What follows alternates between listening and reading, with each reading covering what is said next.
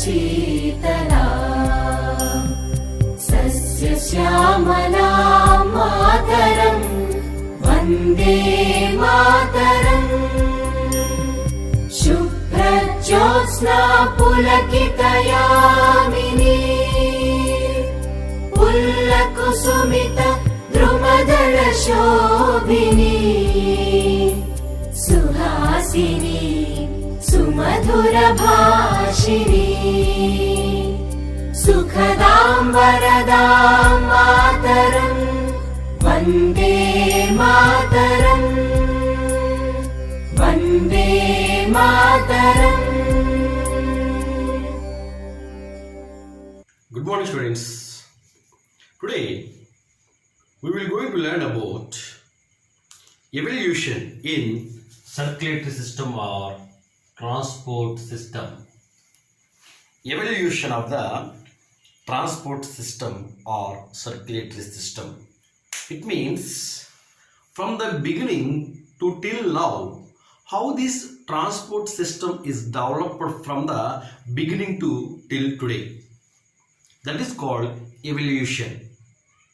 That is called evolution. పరిణామము అంటే ఎలా బిగినింగ్ నుంచి ఇప్పటికి ఎలా అది అభివృద్ధి చెందుతూ వచ్చింది. So actually if you see unicellular organisms or animals, in unicellular animals like amoeba, unicellular animals example amoeba.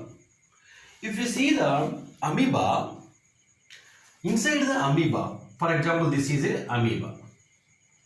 Inside the amoeba there is a protoplasm. Actually this protoplasm always it is moving. That is natural movement. It's naturally it occurs in the body of the amoeba. Actually in the sea there is a water movement. In the sea there is a water, it's float, is it right? Actually it is moving just like a wave-like movement, no water. So the same type of wave-like movement we have to see in the protoplasm of amoeba. So because of this movement which is in the amoeba, the food materials or oxygen or carbon dioxide is supplied to each and every part of the amoeba.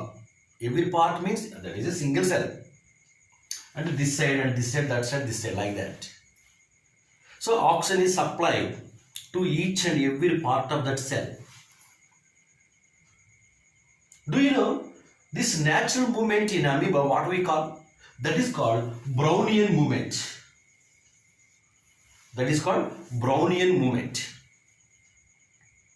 Yes, this Brownian movement we have to see even though in multicellular animals also. Even though there are so many numerous cells in the multicellular animals, in all the cells we have to see in this type of Brownian movement, including human being. But this Brownian movement is not sufficient. To transport the material to each and every part of the body in animals and also human body.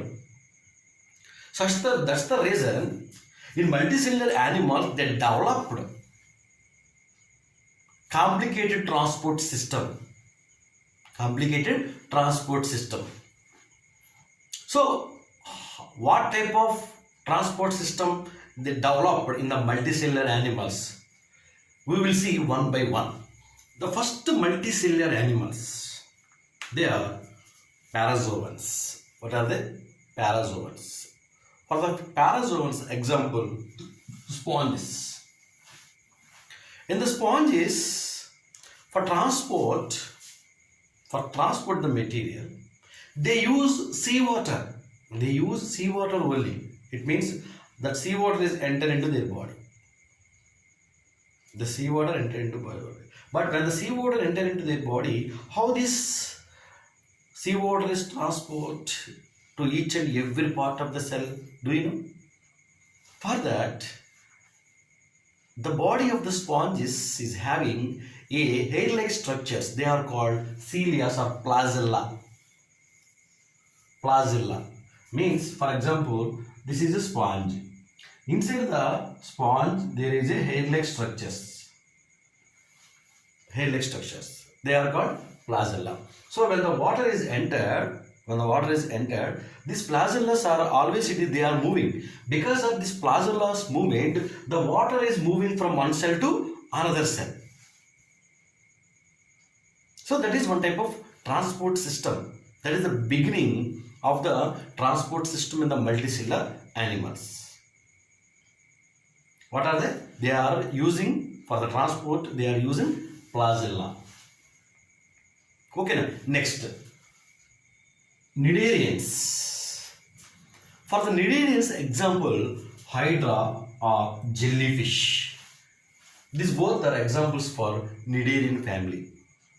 In the cnidarian, a transport system takes place through the gastrovascular cavity. This gastrovascular cavity useful for digestion and also transports the material to each and every part of the cell of the hydra or jellyfish. If you see the platyhelminthes, these are all families. Next one, platyhelminthes. For the platyhelminthes, example, Fasciola hepatica. What is this? Fasciola hepatica. So, in the Fasciola hepatica, highly branched digestive system is developed. And also excretory system is also we have to see in the Fasciola hepatica, means platyhelminthes. With the help of this highly branched digestive system and also excretory system, so the materials are transported and also the materials are collected by this excretory system, as well as this digestive system digests the food materials. In nematohelminthes, the transport system takes place through pseudocoelom. దీన్ని తెలుగులో మిథ్య శరీర కుహరము అనేటువంటి దాని ద్వారా transport system అనేది జరుగుతుంది. If you see annulates, the first blood vessel, the pulsatile vessel, means that is blood vessel. We have to see in this annulates, the first blood vessel. In the blood vessel, the blood flows. With the help of the blood, the materials are transported to each and every part of the cell. Up to nematohelminthes, through the water only the materials are transported to each and every part of the cell. It means each and every part of the body of the cells. But here in annulates, the first pulsatile vessel, means that is blood vessel. In the blood vessel, inside the blood vessel, the blood flows. Through the blood, the materials are transported to each and every part of the cell. If you come to the next, arthropods. Here, instead of pulsatile vessel, there is a pulsatile organ that is called heart. Here, we can't see the blood vessels here, only heart. From the heart directly the blood flows into the tissue without blood vessels. Directly this heart sends the materials into this tissue through the blood. Okay. So this type of circulatory system is called open type of circulatory system. Why? Because what is open type? What is closed type?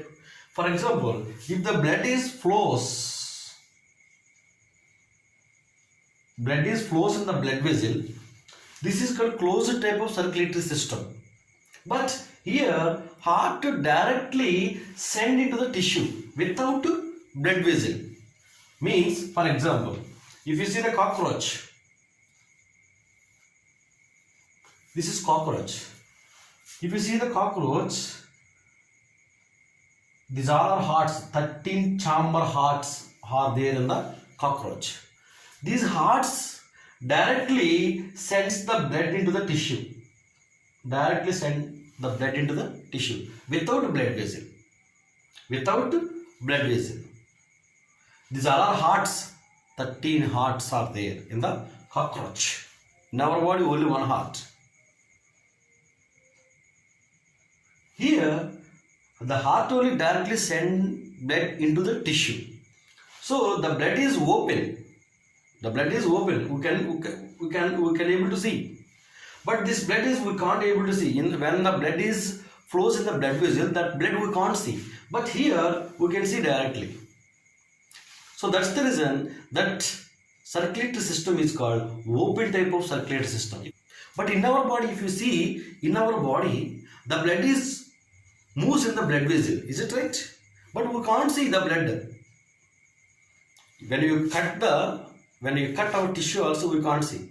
Why? Because the blood is moving in the blood vessels. So that's the reason this circulatory system is called closed type of circulatory system.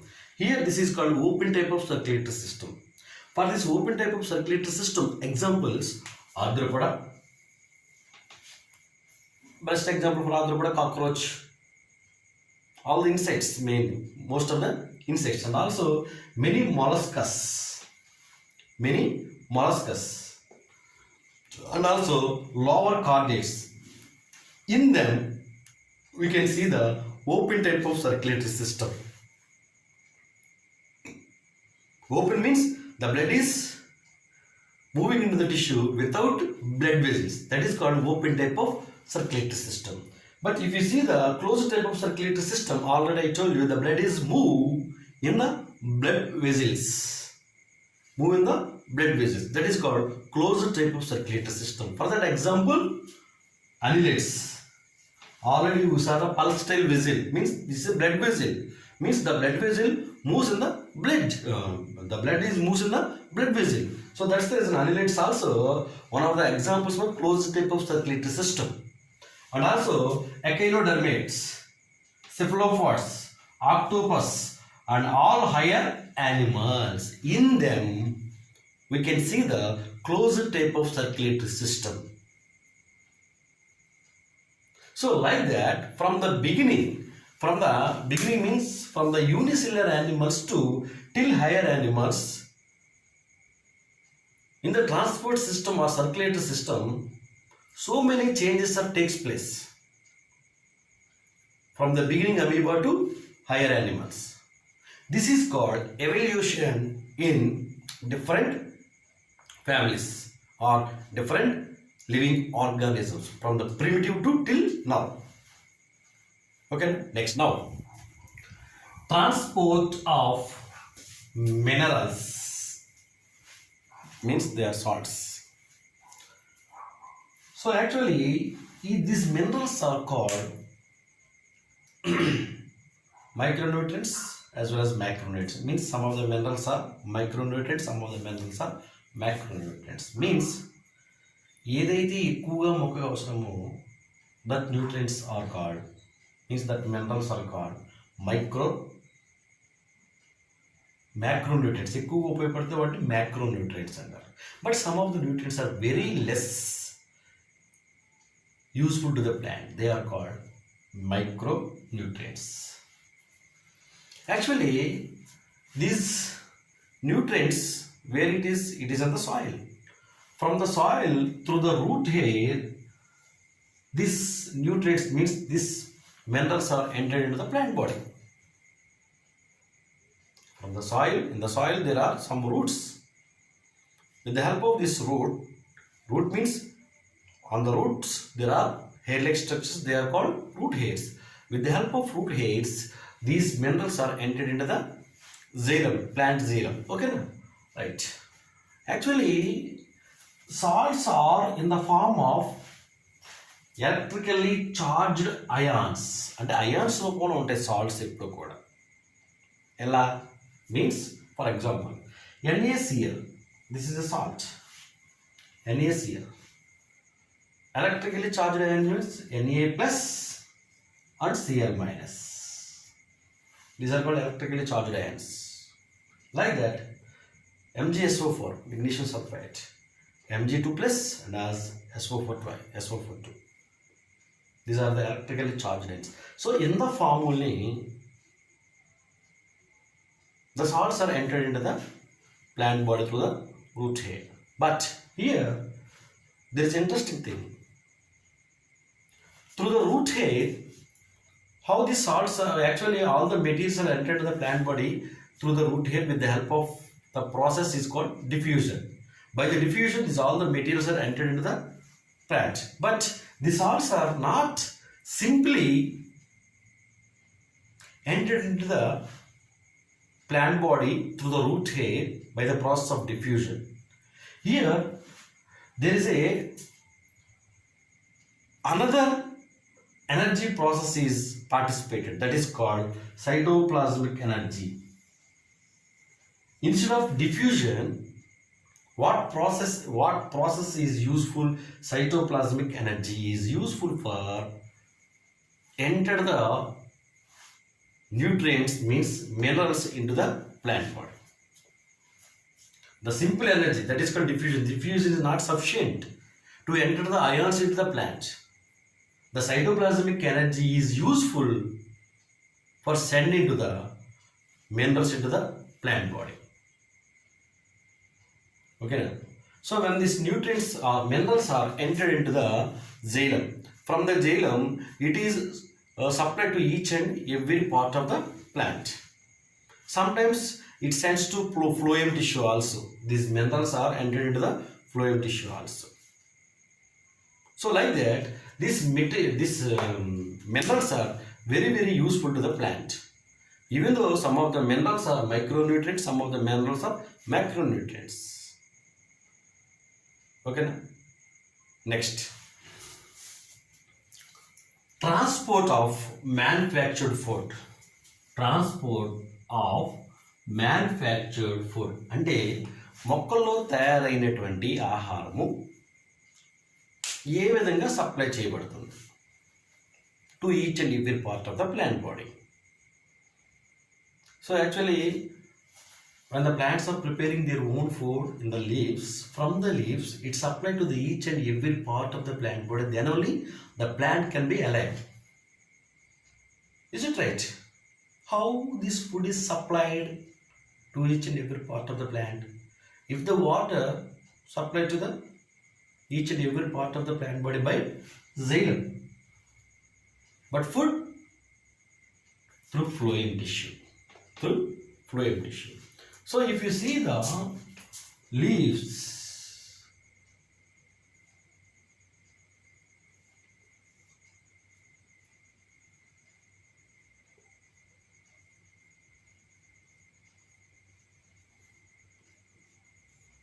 if they see the leaves, in the leaves there are both tissues are there. Xylem tissue is there, phloem tissue is there.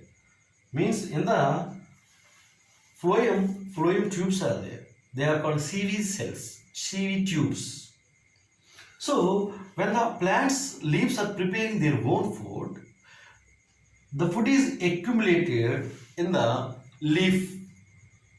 In the leaf where it is, it's entered into the phloem. After preparing their own food, the food is sent into the phloem tissue of the leaf. From the leaf, actually the phloem tissue is each and every part of the plant body we can see. This phloem tissue we have to see in the each and every part of the plant body. Yes, not only in the leaf, or not only in the root, or not only in the stem.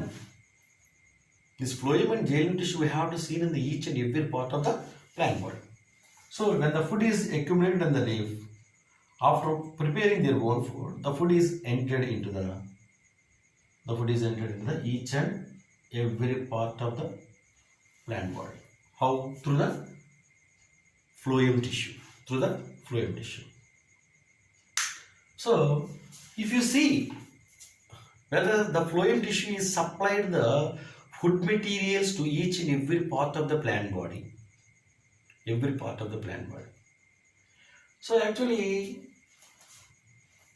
all the scientists, some of the scientists, not all the scientists, some of the scientists, how actually the phloem tissue is supplied the food materials or not. For that they want to do, for that they need answer. So for that they want to do some of the experiments. So for that they took aphids. So aphids means rasam pilche purugulu. Rasam pilche purugulu. So these are called aphids. This is plant stem. Already I told you, the xylem and phloem we have to see in the each and every part of the plant, not only in the leaf or not only in the root. So here these aphids are receives food materials from the phloem. How can you know? So when they are inject their phobosis, this is phobosis, inject into the plant stem or leaves for sucking food material from the plant. So when they are sucking, immediately the scientists break their phobosis.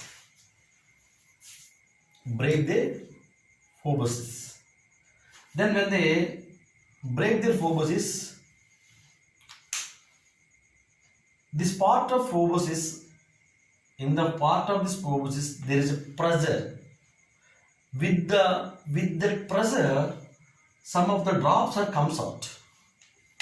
Some of the drops comes out from this phobosis, cutted phobosis. The scientists want to test these drops. What materials are there in the drops? So when they tested these drops, they come to know in these drops there are some sugars. Sugars means that is a food material which is prepared by plant leaves. It's supplied to each and every part of the plant.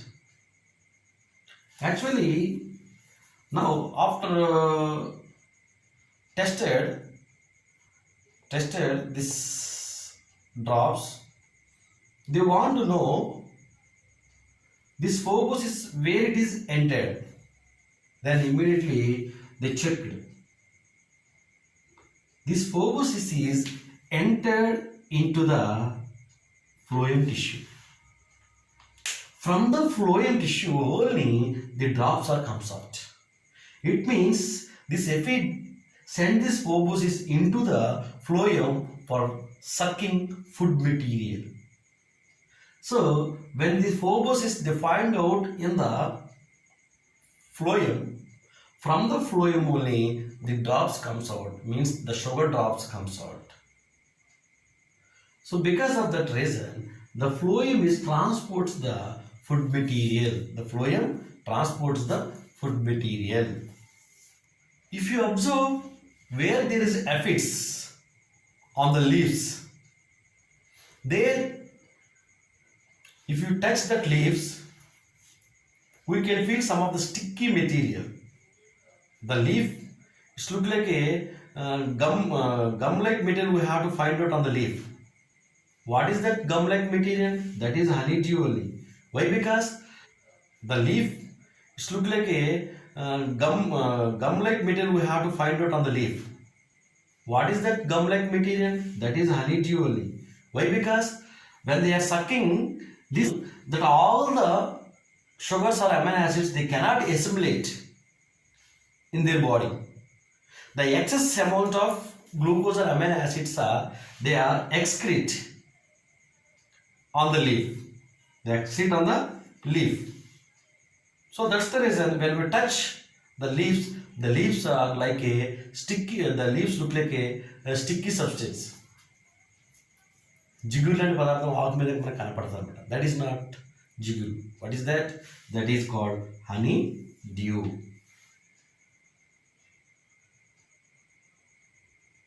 So according to that, the scientists come to know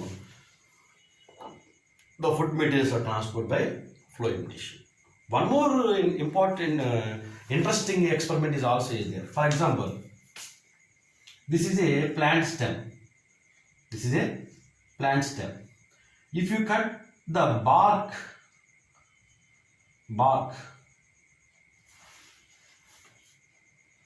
we didn't cut phloem tissue.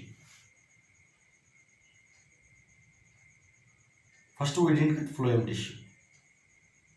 Then we can't find any changes where we cut. But next time, if you cut the stem, bark and phloem, we cut the bark and also phloem tissue also we cut it.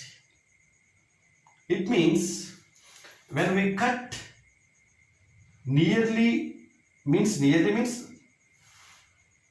when we cut the phloem tissue in the stem, when plants are preparing their own food,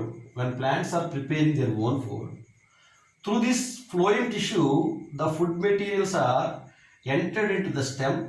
So from the stem they are coming to down. So when they are coming to down, there is no passage here. Why? Because already we cut the phloem tissue.